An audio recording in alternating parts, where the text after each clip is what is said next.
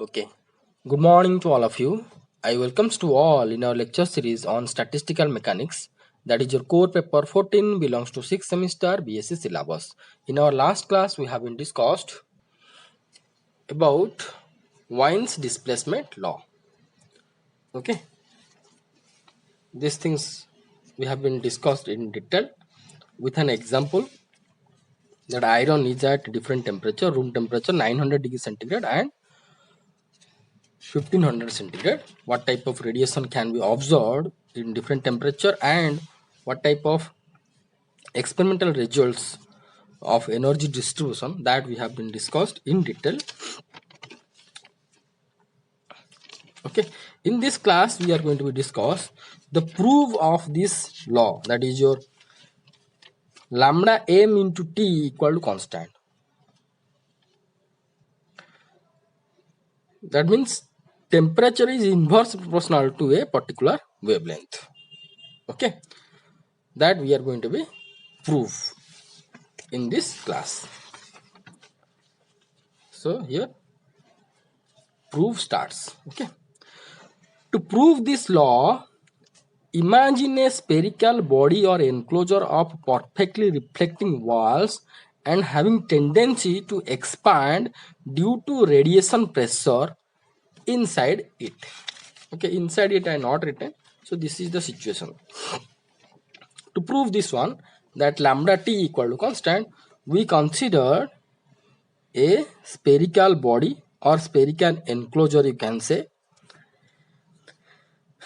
Okay, and inside this enclosure photons having particle and wave nature. This suppose we are going to consider one photon, this photon have both particle nature and wave nature, and this in this enclosure large number of photons or the so called this sphere is filled with radiations. Okay, and due to the radiation pressure, when the photon is going to strike on this wall, the strike in this wall, then it will be create some change in momentum on this wall, or you can say it will be produce your a pressure on this wall, due to which this wall is going to be expand. As it is spherical, let it is expanding in all the way with a velocity v, so here v I written in this symbol small v. Okay, because in our derivation this v we are taken as volume, so you just write in this symbol, with this symbol, as that this sphere is expanding. Okay, as this velocity, with this velocity,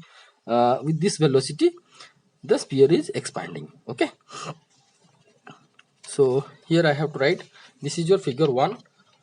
So here I have to write it better that due to radiation pressure, just in bracket you write figure 1. That means this things has been represented in the figure 1.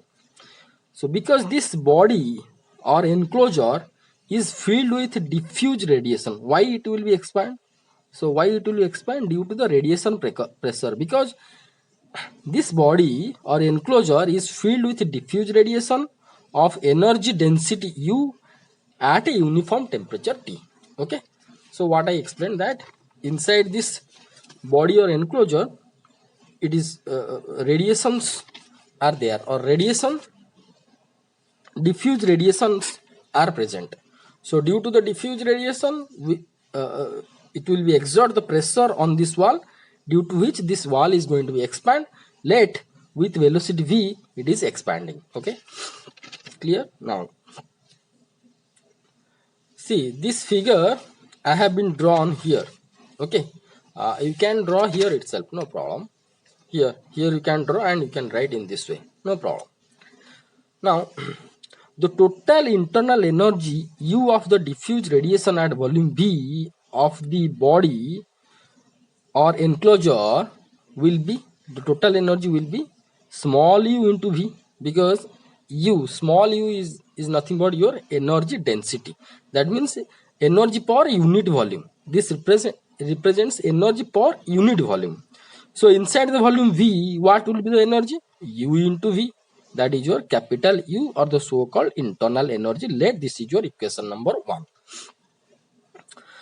The total heat is in the body is constant because the process or situation being considered as adiabatic. So here, what is the process we are discussing? That radiations, this enclosure is filled with radiation, and due to the radiation pressure, it is expanding with velocity v. Whatever the process we are discussing, this is fully considered as adiabatic. That means whatever the heat energy inside this enclosure, that will be constant. So here, the total heat inside the body has been considered is constant. Is total heat energy in the body is constant because whatever the process or situation we are discussing, that being considered as adiabatic. Okay, if it will be adiabatic, that means dq, change of heat, will be 0. It could not be take out from the outside any heat. It could not be give the heat from inside to outside the heat. So change of heat will be 0, where q is the total heat radiation inside the body or enclosure. You can write, no problem. Enclosure is constant. Okay, here what I told, that let v, this is small v, like that.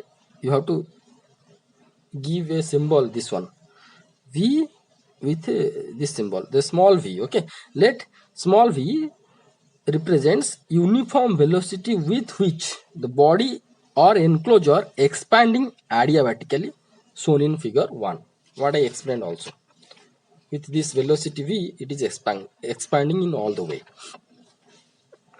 According to first law of thermodynamics, what we know? We know dq equal to du plus dw. Let this is your equation number 2, where dw is nothing but your work done, that is your P into dV.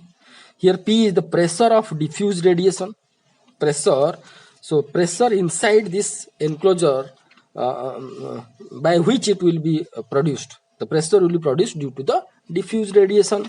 Okay, the pressure here P is the pressure of diffuse radiation, which is 1/3 of energy density, that we are already we have already discussed in our previous class, whenever we discussed the radiation pressure. So radiation pressure, or pressure due to the diffuse radiation, is equal to 1/3 of energy density. So here we have been considered the diffuse radiation inside this enclosure. So the pressure due to diffuse radiation on the wall of this enclosure will be how much? Will be equal to 1/3 of the energy density. Now putting values P, this one, and U, P and U value we found small u into V. If we are going to put these two value, and also dq equal to 0 in equation number 2, then what we are going to get? See, in equation number 2 we have to put dq value will be 0, because here it is considered as fully adiabatic process. Here U, total energy, internal energy, is nothing but your small u into V, energy density into volume, that we have to put over here. So U into V plus here dw is nothing but P into dV. So instead of P we can write 1/3 into U into dV. dV will be there. So here I written as dq equal to 0, because we consider the adiabatic expansion. So that implies 0 equal to U. Here we have to consider the product rule of the so-called differentiation. It will be U into dV plus V into du plus U/3 into dV. Now you can add these two terms. It will be how much? This one, U dV plus U/3 dV. It will be 4U/3 dV, and this term U du equal to 0. Now we have to just take this term to this side, it will be minus v du. So that implies 4 by 3 u dv equal to minus v du. That implies 4 by 3 dv. Here v from this side taken this side and u taken this side. So minus du by u. Now integrate both the side of the above equation. What we are going to get? We can get 4 by 3 integration of dv by v equal to minus du by u. So here 4 by 3 integration of this one will be ln v log v, that is your natural logarithmic, ln v equal to, this will be minus ln u plus constant, this is your integration constant, right? That implies ln 4 by 3 can be written as here v to the power 4 by 3. So ln v to the power 4 by 3 plus ln u, taken this term taken this side, plus ln u equal to constant. That implies ln equal to ln ln v to the power 4 by 3 plus ln u can be written as ln of v to the power 4 by 3 into u equal to constant, right? Now from Stephen's law we know that energy density is nothing but is your a into t to the power 4, a into t to the power 4. So here from the Stephen's law we have to just go back, and I'm going to show you that Stephen's law. From the Stephen's law we found, you can check your note here, energy density we found u equal to a into t to the power 4. We have to just put, instead of u we have to put, now from Stephen's law we know that u equal to a t to the power 4 will be equal to constant ln b to the power 4 by 3 into, instead of u we have just substituted a t to the power 4, a t to the power 4 equal to constant. So here that implies v to the power 4 by 3 into t to the power 4. Here ln of this much equal to constant, this much will be e to the power constant, also will be constant. So I just written constant. So that implies v to the power 4 by 3 into t, see v to the power 1 by 3. See, this can be written as one step here I not written, this one can be written as v to the power 1 by 3 into t to the power t to the whole to the power 4 equal constant, right? See, v to the power 4 by 3 t to the power 4. So this can be written as v to the power 1 by 3 into t to the power whole to the power whole to the power 4 whole to the power 4 equal to constant, can be written like this. Again, now v to the power 1 by 3 into t will be equal to how much? I can write the so-called constant to the power 1 by 4. Again, constant to the power 1 by 4 also be another constant. So v to the power 1 by 3. So that implies v to the power 1 by 3 into t will be constant. Let this is your equation number 1. No need to write this one. Here I explain. May you can write in a note here another step, but I suggest no need. This is a simple step. Okay, this is a simple step. No need to write. So here we found v to the power 1 by 3 into t equal to constant. Now we have to find out the relation between volume and wavelength. Volume means volume of this enclosure and the wavelength with which the radiations propagates inside this enclosure and striked on the wall of the container, again reflected back, again striked like this. So now we have to just find out the relation between volume and wavelength. Why we have to we want to find out the volume and wavelength, relation between wavelength. So here from this equation you can see that here we found v to the power 1 by 3 into t is equal to constant. So here if we can found the relation between volume and lambda, then this term instead of volume I can write the function of lambda into t equal to constant, like that. So already t term already came, only v to the power 1 by 3. That means volume term I have to connect with lambda. So here this is the function of volume. If I am going to connect this term with the function of lambda, then it will be in this form. So it will be in this form, which will be indicates your Wien's displacement law. Wien's displacement law. So only for that we need to find out the relation between volume and wavelength. So to find out the relation between volume and wavelength, we have to consider this situation. Whatever drawn in this figure 2. So the dynamics, whatever drawn in this figure 2 that I am explaining carefully, you have to watch. What is the dynamics? See, initially the wall is at this situation, is at O. Suppose initially the wall of the enclosure is at S1. Okay. So this AO is your incident radiation incidence on the wall of the enclosure. That means suppose here we are going to consider this is your small portion. This is your S1. Okay. At initially the wall is at here. So let a radiation is coming and strike at here. Let this is your AO. Okay, AO radiation strike. Okay, but along the meantime this wall is moving with the velocity v.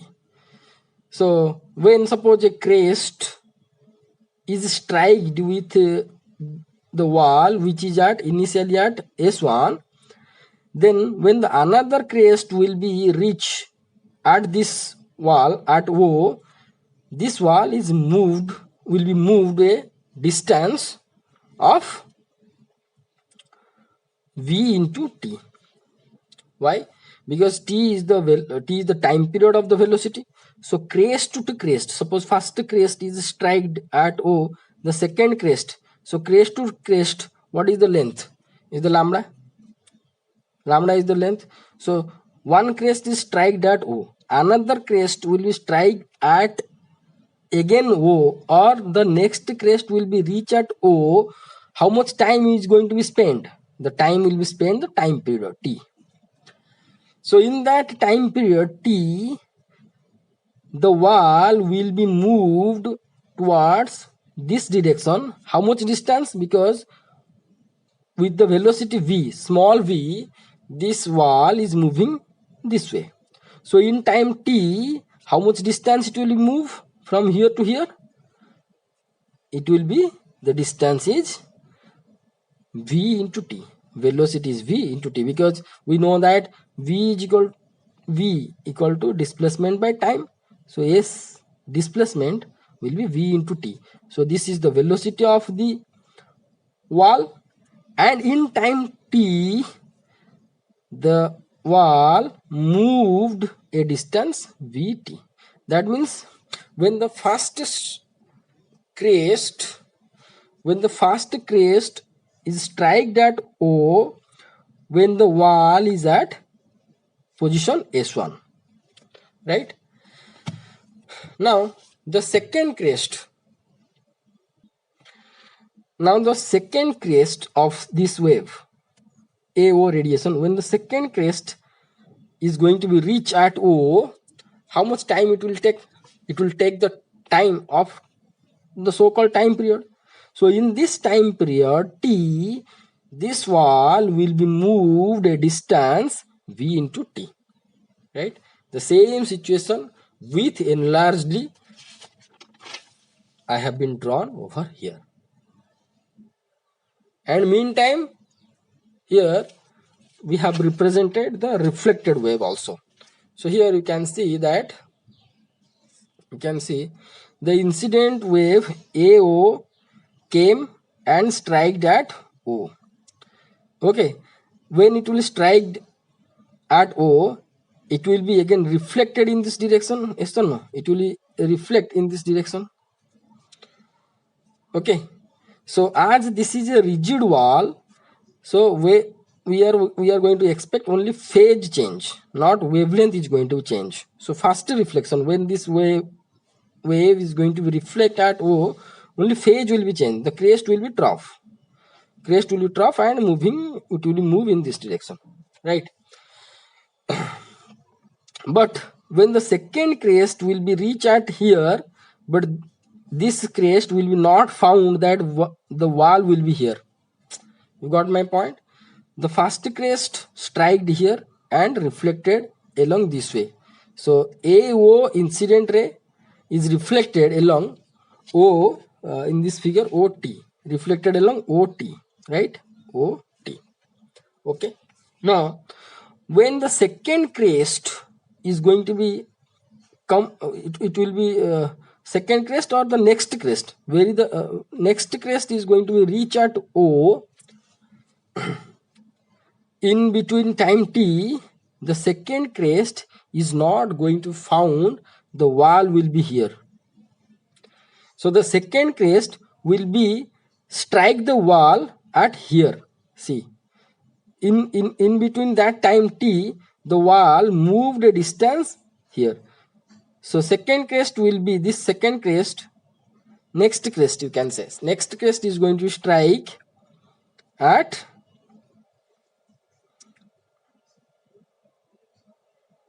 here. You can say here, because the initially the wall will be at here S1, but after time t, this wall moved a distance Vt with a new situation, suppose S2.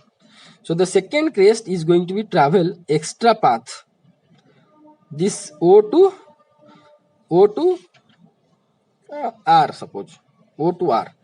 Again from R it is going to be reflected. Again R it will be reflected along here RS. Why I am giving the name? Because with the same name I have been drawn the figure, so it will be easy for you, that you have to understand. This is the all about things, the dynamics, whatever we discussed, that dynamics has been drawn with a separate figure in your figure 2. So I suggest that you draw this figure carefully.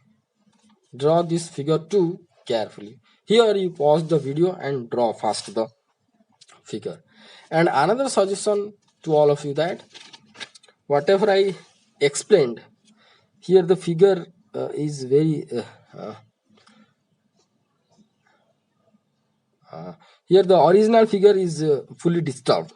So I suggest to all of you that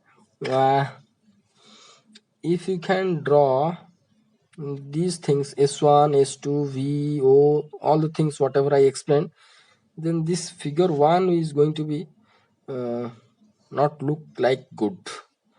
So I suggest to all of you that don't draw here these things. I suggest don't draw these things, or you have to draw. See, whatever I explained, it is itself in this video, so that I will suggest that don't draw this one. So for that you can refer this video again and again, but don't draw this one in this figure, because the figure is very complex, that what the figure 1 is represents, that could not be understand. So figure 1 represents only that radiations inside this chamber or enclosure, due to the radiation pressure, it is simple expanding with a uniform velocity throughout in all the directions. So then in a figure 2 the incident, reflected ray and all the things is there. In figure 2 we have drawn all the necessary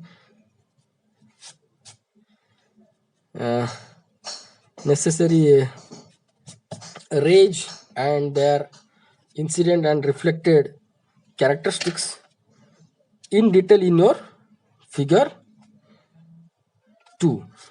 So I suggest that you just draw this figure, and you just for simplicity just draw. This one is the initial position s1, this one is your s2, and as this is your velocity v, so in time t this will be the distance vt. This much you have to draw. Okay, t is the time period. time period time period, if you just write, it will be indicates the time period of the incident wave. So this much you have to just add in the figure 1, that this is your initial position of the wall. Any element here we considered one of the small element of the wall. So it will be look like a straight line. So and this portion is moved a distance vt in the time t, right? So whatever we discussed here, it is drawn enlargedly in the figure 2. So I suggest you draw the figure 2 perfectly. Okay, and we are going to start the explanation.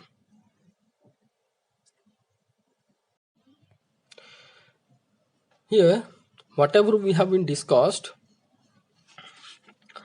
enlargedly in this figure, that is represented what? See, the initial position of the wall is s1. Okay, the wall is moving with the velocity v in this way. Okay, let AO is the incident wave or diffuse radiation. Diffuse radiation is incidence and strike at point O. Let the crest is strike at O. Let the crest is strike at O. So when it will strike at O, that means your wall, then it will be reflected along OT direction. Okay. Now when the second crest, this one, when the second crest or the next crest is going to be reach at O, when the second crest is going to be reach at O, in that meantime this wall is moved a distance. What will be the distance? This distance will be v into t. Already I explained. So the new position of this wall after time t will be s2. Okay, so this second crest or the next crest is going to strike here.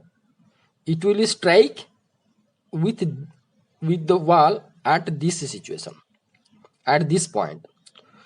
Okay, and it will reflect along rs. So whatever I told, that first I have to explain, or I have been written, I have to just read, you just watch, then other points we are going to discuss. Okay, here let a ray AO of radiation be incident at angle theta. Incidents at an angle theta, right, on the wall of the enclosure at the point O, when the wall is at its initial position s1. So when the wall is at its initial position s1, a ray AO struck on the wall at point O, making an angle theta with the horizontal.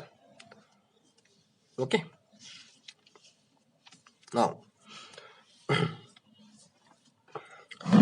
let the wave crest strikes the wall at O and reflected along OT.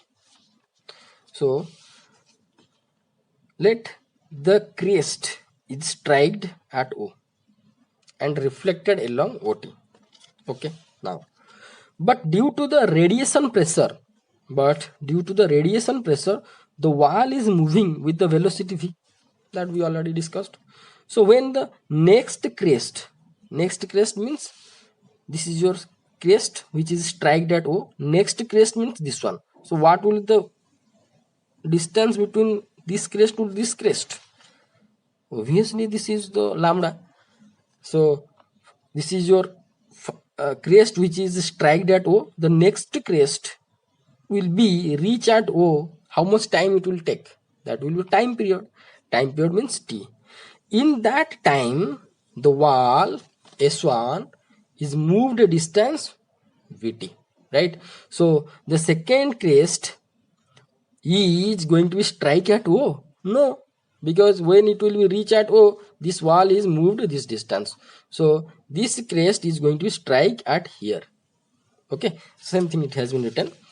So when the next crest reaches at O, the wall has moved a distance OM. OM means this one.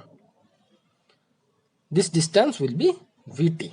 Okay, is equal to Vt. To a new position S2. Here, to a new position S2. Here, V be velocity of expansion or velocity with which wall moved, that we already mentioned previously. And what is the T? T is the time period of incident radiation wave. Simple. Okay. Hence the next crest, this 2 line 3 line are most important. Hence the next crest will be reflected from where? The next crest, this one, is not going to be found, the wall will be at here. The next crest is going to be found, the wall at M. So the next crest is going to be moved and striked from here, from M, and reflected along RS. Will be reflected along RS. Same thing it has been written. Will be reflected from point M along RS direction. Let lambda is the wavelength when reflection takes place from the wall S1. So as I said that as this wall is rigid, so when it is reflecting from here, only phase is going to be changed. The crest will be changes to trough. Changes to trough and it will move like this. Changes to trough and it will move. It will move out, it will be reflected and it will move like this. Okay, no need to draw this one. You got my point. Crest is struck at here. As it is a rigid wall, so just its phase is going to be changed 180 degree. So it will be trough and like this. So whatever the reflected wave along OT we are going to get, the wavelength will be same with incident radiation. So no need to draw this wave, otherwise the figure will be so complex in future, very difficult to understand the figure. So figure should be clear and should be to the point. Okay, now okay, so here let lambda is the wavelength when the reflection takes place from the wall S1. That means when the ray is reflected from S1, the wavelength will be lambda as the radiation incidents. When the incident, whatever the wavelength, at the time of reflection from O, it will be the same wavelength. But the path followed by the second wave crest will be what? Will be O to R to S. Got my point? The second crest will be path followed from here. O, here at O, this crest is not going to be found in any type of wall.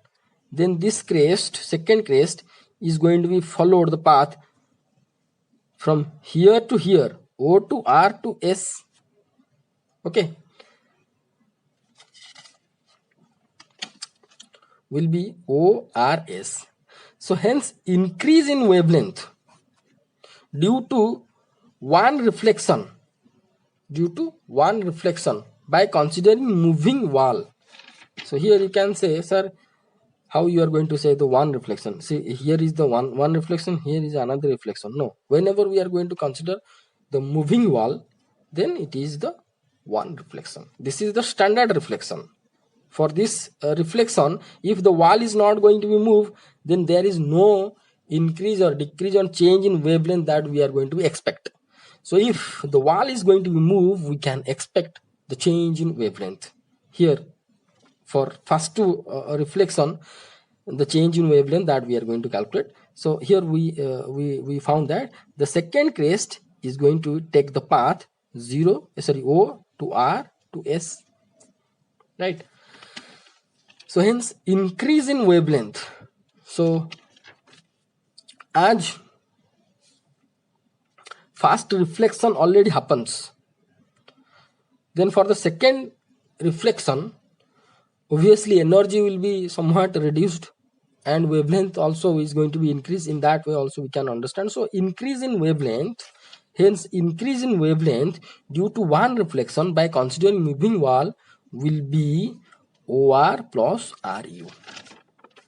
O to R plus R to U, because OT and SU both are same.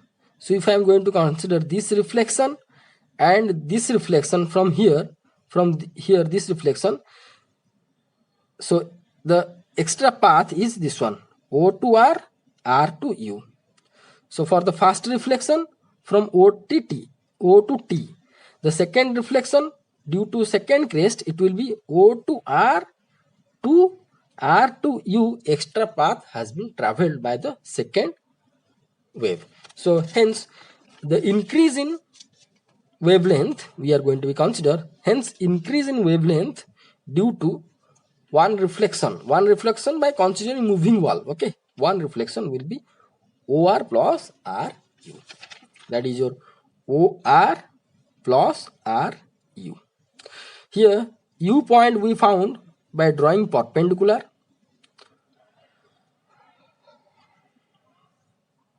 from the point O on this reflected ray, and we extended this OM towards this side, and we drawn OM equal to MP, and again we joined RP. So hence this theta will be equal to this theta, because this theta will be equal to this theta. I am going to zoom for you. So here is the crossing the two lines. So this will be theta, this will be also theta. So as this length OR will be equal to RP, so this theta will be equal to this angle also theta, and this is your O to M and M to P also, both are same length. We drawn this this extended figure for our doing the calculation, for the simplicity of our calculation. Okay, here O to T is the wavelength of the reflected wave. You can see this wavelength, this much distance is equal to this much distance also, crest to crest around 2.1 centimeter, and here also this will be 2.1 centimeter. O to T reflected wave here from what is the reflected wave from O is also same wavelength lambda. So this length also lambda, and the extra path traveled by the second crest will be O to R, R to P. So hence increasing in wavelength will be O to R plus R to P. Okay, so from the figure here you can see O to R is also equal to R to P, So here OR can be written as RP plus RU. Okay, here RP plus RU is nothing but your UP. RP plus RU is nothing but UP. Okay, now from the triangle OUP, this is a right angle triangle. this is the 90 degree, this is the theta. Now if we are going to consider cos theta, then you can see cos theta, this is your base up by op diagonal, so it will cos theta will be up by op. So hence up will be equal to op cos theta, right? So but op, you can see that from the figure you can see O to P is nothing but 2 of OM. Here OM equal to MP. So OP distance is nothing but 2 into OM, right? So instead of OP, we can write 2 into OM into cos theta. So UP will be equal to 2. OM value, already we have been found that it is Vt, the distance traveled by the wall in time t, that is Vt. So instead of MOM, we can write V into t into cos theta. So that implies UP will be equal to 2 into V. T can be written as lambda by c into cos theta, because t equal to lambda by c, because this is the t is the time period of the wave, and wave, the radiation wave having the velocity is c. So c equal to lambda by t. So t equal to lambda by c. Okay, c is the speed of the light. Speed of the light. So the radiation, whatever inside the enclosure we have been considered, those radiations are nothing but belongs to the photons. So the photons having the velocity will be the speed of the light c, and it will be your wavelength by time period, and time period will be lambda by c. So here instead of t, we can write lambda by c. So up will be 2 into v. This is the velocity of the velocity of the wall of the enclosure moving or expanding. This is the velocity with which wall of the enclosure expanding, into lambda by c into cos theta. Let this is your equation number 4. Let this is your equation number 4. Now we have to calculate number of reflections per second.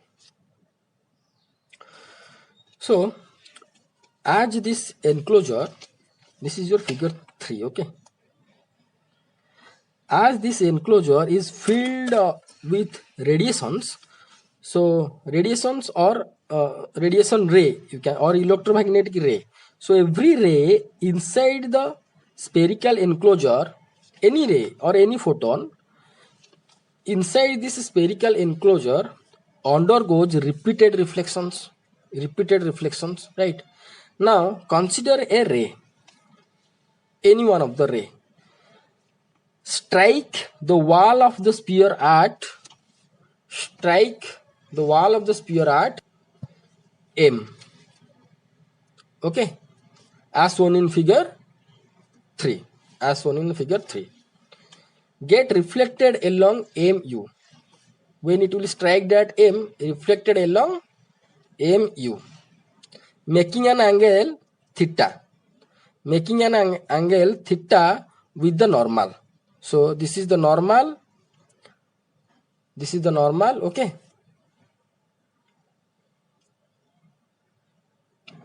So with this normal, the incident radiation makes the angle theta, and reflected also makes the angle theta, and the reflected ray moves along MU and strike that U. Again it will be reflect from U towards, suppose UT direction.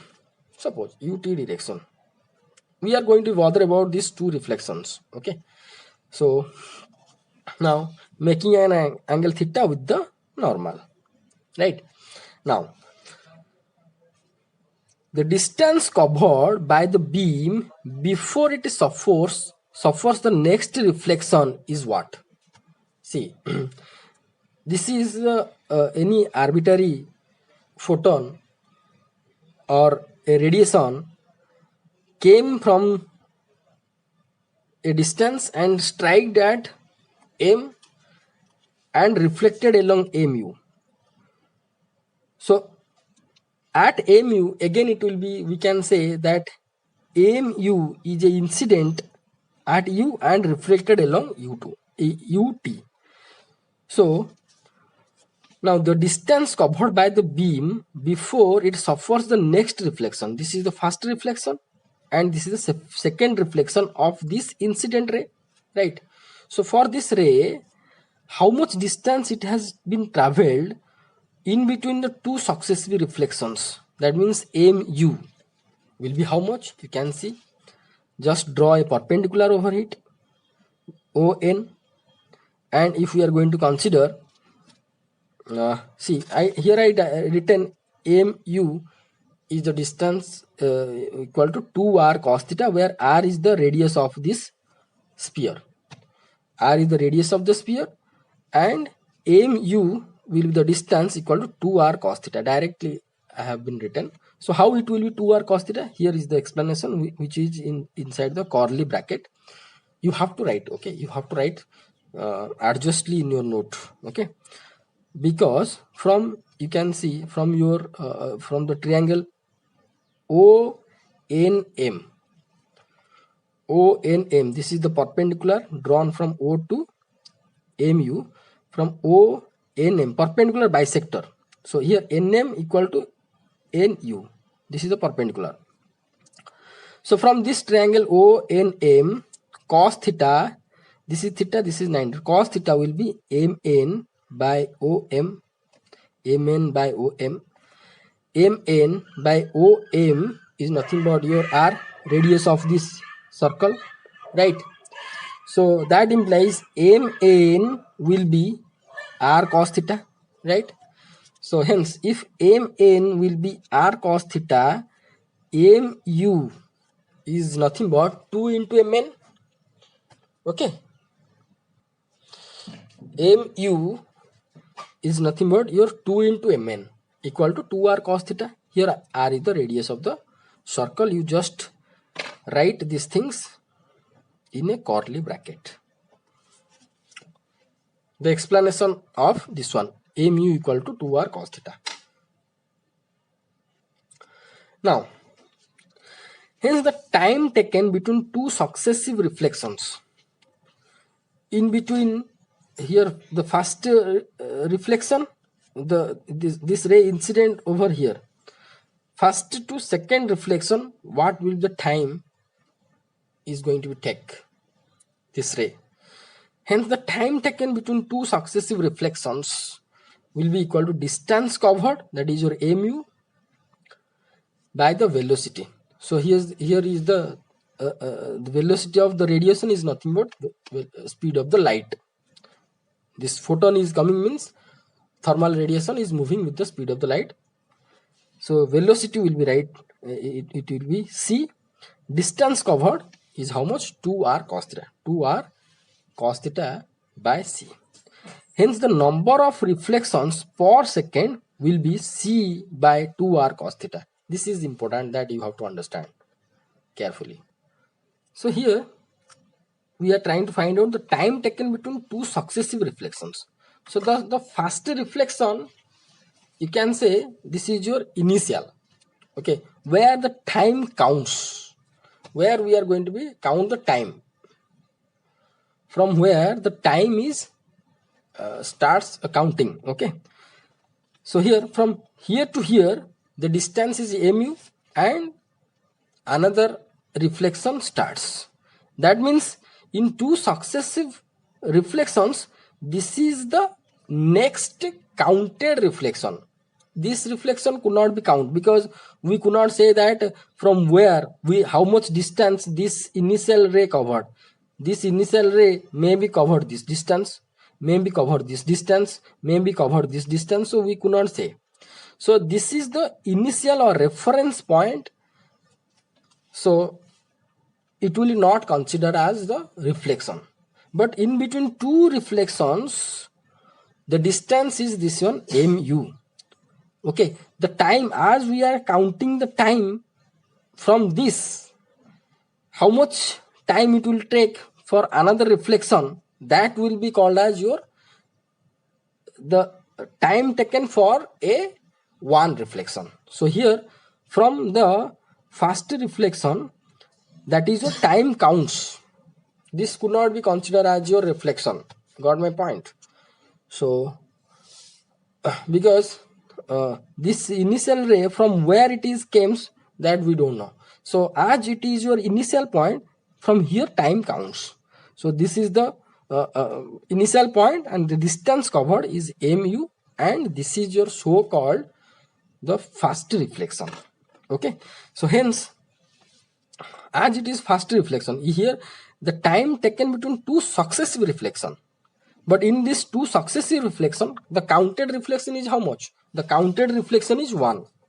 The counting reflection is 1. So for this one reflection, how much time it has been taken? Time it has been taken 2r cos theta. Time it has been taken 2r cos theta by c. So 2r cos theta by c. So 2r cos theta by c is time taken for counted one reflection, right? One reflection. So for in 1 second, this is in this time, how many counted reflection? 1. In 1 second, how many reflection? It will be 1 by 2r cos theta by c. It can be written as c by 2r cos theta, whatever I have been written here, c by 2r cos theta. So how it will be c by 2r cos theta? It is here. No need to be write in your note, no problem. Here if you can write, no problem. So now the number of reflections in time del t second will be how much? See, the number of reflections per second, that means in 1 second, is c by 2r cos theta. Now the number of reflections in del t second, it will be this much into del t, c by 2r cos theta into del t. Very simple. And we know that del t is nothing but del r by v. Why del r by v? Because see, this is your initial enclosure. So as this enclosure is moving with the velocity v, so in del t time, so that means if it is moving in all the way, so if this is your radius, so in del t time, what is changes? This radius is changes. So initially the radius is this one, after sometimes the radius will be this one. So r plus del r, we can say. The radius is changes when this enclosure is expands. So in del t time can be written as, we know that velocity equal to, in general, velocity displacement by time equal to displacement by v. So here del t will be written as del r by v. Okay. So hence del t can be written as del r by v. How it is here I explained, where del r is the increase in radius in time del t. Now what we are going to do, we have to put, instead of del t, as del r by v in our further derivation. Okay. So but here we have to consider the change in wavelength in time del t. Now the change in wavelength in time del t will be equal to del lambda. If we are going to consider, it will be change in wavelength in one reflection, reflection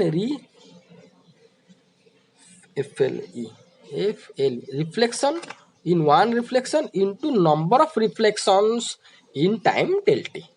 So previously we found the change in wavelength in one reflection is how much?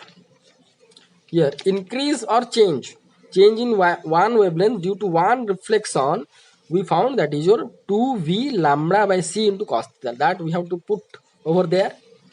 So here we have to put change in wavelength in one reflection is your 2v into lambda by c into cos theta. And here number of reflections in time del t will be equal to how much we found? Number of reflections in del t second is c by 2r cos theta into del t. Instead of del t we can write del r by v. Okay, so the number of reflections in del t second, it will be c by 2r cos theta into del r by v, that we have to substitute over here, right? So it will be better that we have to give the equation number. So this is equation number 4a, sorry 4, this is your equation number 4, and let this is your equation number 4a, and here we have to write uh, from equation 4 and 4a. Okay, from equation number 4 and 4a we have been substituted this value and this value. Now here you can see that here 2 got cancel, cos theta got cancel, c got cancel, and v also got cancel. Only we found del lambda equal to lambda del r by r, lambda del r by r. Let this is your equation number 5. And if the radius of the sphere is r, then volume can be written as, we know that volume of the sphere, if the radius is r, it can be written as 4 by 3 pi r cube. Now take the log both side, it will be ln v equal to ln of this one. So ln v, it will be, this can be written as ln 4 by 3 ln pi plus 3 ln r to the power 3 ln r to the power 3 can be written as 3 ln r. Okay, so I not written simple things. So now we have to differentiate both the side. What we are going to found, see, if I am going to differentiate ln v, it will be 1 by v into dv, that is dv by v. This is constant, it will be 0. This is ln pi also constant, differentiation will be 0, and differentiation of this one, it will be 3 into dr by r. So here why it will be 0 0, because we know that derivative of a constant will be 0. So here we can write del v, this dv can be written as del v. Okay, so here you can see that del r by r equal to, here 3 is there, take this 3 to this side, 1 by 3 del v by v, simple. dv is written as del v. Okay, so here del r by r, how much we found from equation number 5, del r by r is nothing but del lambda by lambda. So from equation number 5 we found del r by r equal to del lambda by lambda, that we are going to put over here. Instead of del r by r, we can put del lambda by lambda equal to 1 by 3 into del v by v. So here del r by r equal to del r by r equal to del lambda by lambda we found from equation number 5. Okay, now we have to integrate both the side. You just integrate both the side. What you are going to get? Integrate d lambda by lambda equal to 1 by 3 dv by v. So it will be ln lambda equal to 1 by 3 ln v plus constant. That implies ln lambda equal to ln 1 by 3 can be written over here to the power v to the power 1 by 3 plus constant, no problem. So now take this one, this side, ln lambda minus ln v to the power 1 by 3 equal to constant. Okay, so here ln lambda minus ln v to the power 1 by 3 can be written as here one step I not written, ln lambda by v to the power 1 by 3 equal to constant. It can be written ln lambda minus ln v to the power 1 by 3 can be written in this way, equal to constant, and lambda by v to the power 1 by 3 will be e to the power constant, also a constant. Okay, so v to the power 1 by 3 will be lambda by constant. Okay, v to the power 1 by 3 we found lambda by constant. Now we are going to put this value v to the power 1 by 3 in our equation number 3. In our equation number 3. In the equation number 3 we found v to the power 1 by 3 into t equal constant. So to transform the relation between v to the power 1 by 3 v to the power 1 by 3 towards your wavelength, we done this much derivations, And last we found that v to the power 1 by 3 equal to lambda by constant. So instead of v to the power 1 by 3 in your equation number 3, we can put lambda. So now put v to the power 1 by 3 in equation number 3, we get that is your lambda by constant into t equal to constant, that is lambda t equal to constant. Thus from this above equation we found, thus the temperature, here the temperature is inversely proportional, because lambda t equal to constant means lambda equal to t equal to constant into 1 by lambda, or t is inverse proportional to 1 by lambda. So thus temperature is inverse proportional to a particular wavelength, which is Wien's displacement law. Because already we know that at a particular temperature the radiation from the black body, the radiation of any body at a particular temperature with all sorts of wavelength, that may be at a room temperature, that may be 900 degrees, that may be any temperature, the black body is radiating all sorts of wavelength. But wavelength with that temperature will be constant. That means it indicates that a particular wavelength and temperature and its corresponding temperature are at which that will be constant. So here for this case, if we are going to consider that is the temperature is 900 degrees centigrade and the so-called lambda is this one. This is the particular lambda. So here the particular lambda value into the absolute temperature of that body will be equal to constant. This is a proof of your Wien's displacement law. So thank you so much for watching this video. I suggest to all of you that go through this video perfectly and draw these three figures, this one and this one, second figure and your first figure perfectly, and pause the video, write down the note perfectly and ready for the next class.